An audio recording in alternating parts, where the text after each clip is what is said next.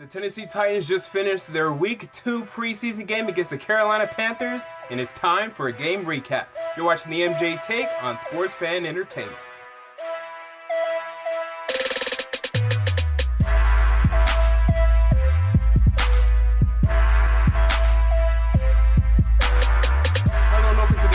Take on Sports Fan Entertainment. Tennessee Titans just finished up their game against the Carolina Panthers Week 2 of the preseason, and it's time for a game recap. Every single game of the Tennessee Titans season, I will be here giving you guys a recap. Now, I missed last week's because I was working a damn 16-hour shift pretty much across the street from the damn Nissan Stadium. So I watched the game, but I wasn't able to come on here and talk about it. But it's okay because I'm here now, and I will be here from here on. So let's talk about this game. Some good things from this game, some encouraging things, and some things that weren't so good at all. Let's start on a lighter note. Let's talk about the encouraging things, and that was the passing offense. After the rushing offense was so dominant last week, this week the passing offense looked really good. Marcus Mariota, 9 of 10, 104 yards, a touchdown, had an interception. But the interception, although it was pretty bad, that was the only blemish, the only incompletion today. Him and Tajae Sharpe were on point, and I'm on the record. I think Tajae Sharpe is really the number one wide receiver on this football team. I know Rashard Matthews is lining up in the X position, and they'll tell you that he's the number one wide receiver, and if you look at their depth chart, that he'll be the number one. I think it's Tajae Sharpe. I think that's who Marcus Mariota is looking at. I think that's who he trusts, and I think Tajae Sharpe is going to have 1,000 yards this season. I truly believe that, mainly for a couple reasons. Number one, because he's good. And then number two, this is a guy that, when you look at our passing offense now that Dorial Green-Beckham is gone, there's only 4 guys that are going to be catching anything. That's Tajae Sharpe, Rashard Matthews, Kendall Wright, if he's healthy, and Delanie Walker. Okay? Harry Douglas will be very limited. Same goes with Andre Johnson. Same goes with Justin Hunter if he makes the team. Same goes with Trey McBride. Those guys aren't going to get any piece of the pie. I mean, if they have 600 yards, 700 yards between all of those guys, I'd be shocked. It's just going to be Tajae Sharpe, Kendall Wright, Rashard Matthews, and Delanie Walker, and then that's it, right? So because of that partition, I think he's going to get 1,000 yards just based off that, assuming he's healthy, of course. And this is great because we haven't had a 1,000-yard wide receiver here since Nate Washington in 2011, and then before that, God knows when. Probably, I don't even know before that. Jesus Christ. So Tajae Sharpe looks great. My one critique of him would be whenever you catch, man, and you do a great job of that, try to get some yards after the catch, right? I haven't seen that yet of any of his catches, him getting some yards after the catch, turning upfield, getting more yards, mainly because he hasn't really been in a position to do such, but also because he can sometimes fall down or just be like, I'm just going to go out of bounds. Let's get some more extra yards. But beyond that, the guy looks really good.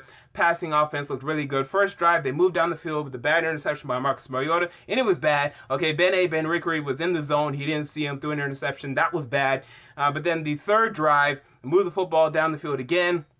It looked really good there. Got the touchdown. 22 passing yard touchdown by Marcus Mariota to Harry Douglas. Rolling right as he loves to do. I mean, I'm telling you, half of this guy's touchdowns is rolling right. But that's just fine with me as long as it works. Rolling right, hits Harry Douglas. I mean, he launched this ball at like the 32-yard line. It put it on an absolute dime. Touchdown, Harry Douglas. Good. That was great. Who would have thought last week the rushing offense was so dominant, and then this week the passing offense? Weird, because the rushing offense, it really got off to a slow start today. The Panthers front 7, they were just, oh my God, they were running all over the place, stopping our run game. But eventually things got going when the second team got out there. But again, that's just the second team. Offensively, I think that's pretty much the important stuff. Again, Derrick Henry looks good. His footwork looks good. Really, I think he should get a lot of carries this year. Like, I honestly believe our carry split should be 60-40. It's probably going to be 75-25, and even that might be stretching it. It could be 80-20, but I think Derrick Henry deserves 40% of the carries because I think this guy looks really good, and I really want to see what this guy can do. With that said, let's go to the defensive side of the ball, and that's the side of the ball where things went wrong. Honestly, it was horrible today. The first team, at least, it was absolutely all horrible. Antoine Blake, this guy's awful. And he was starting today because Parrish Cox and Jason McCourty are out. and he was absolutely dreadful. The first drive, he led the Panthers down the field. He led them down the field. He allowed a catch by Kelvin Benjamin, allowed a catch by Kelvin Benjamin, and then allowed a catch and a touchdown by Ted Ginn. It was absolutely horrendous. And even when he allowed the catch to Ted Ginn, at least just make the tackle. Couldn't even do that. Just said, hey, why don't you just go run for 50 more yards and get this touchdown, because I don't care right now. And even when he was lining up, he was just lining up against these wide receivers, playing off coverage, man. This guy was 15 yards away from these guys and still couldn't anticipate a damn thing. He was so afraid that they were going to run past him when all he had to do was worry about what was in front of him. And then when all he had to do was just clean up. If you're doing off coverage, at least just clean up. You just tackle the guy. Can't do it. I mean, how the hell do you allow a 61-yard passing touchdown and a 15-yard off coverage? He's horrible. Bryce McCain, he was okay, but Antoine Blake looked horrible, and Cam Newton had 154 passing yards in the first quarter. The passing defense looked really bad. Avery Williamson last week looked really bad. He gave up that 41-yard Melvin Gordon touchdown. And we're still giving up these huge plays, man. Like, just these huge plays. Like, remember that Brandon Marshall play last year against the New York Jets? And, you know, all of these big plays we love to give up. And we're still giving that up, man. And I don't know. I thought the defense would be better. It still might be, but no, it looks like the same defense that can be good some weeks, good when they're getting a pass rush, but man, can be a liability in coverage. The cornerbacks are weak, and that's my number one position right now. I'm circling in next year's draft saying, man, we need this. Because Jason McCourty, although you love him, I'm not convinced he's going to come back and be that good. I don't think he's been very good in 3 years. I thought he was bad in 2014. We went 2-14, and last year he didn't play much, and when he did, he really didn't impress me. So I think cornerbacks are a huge issue. We better get a pass rush. Brian Orakpo looked good today, got some pressures, had a nice back-to-back plays on the second drive, really stopped the Panthers from putting on more points.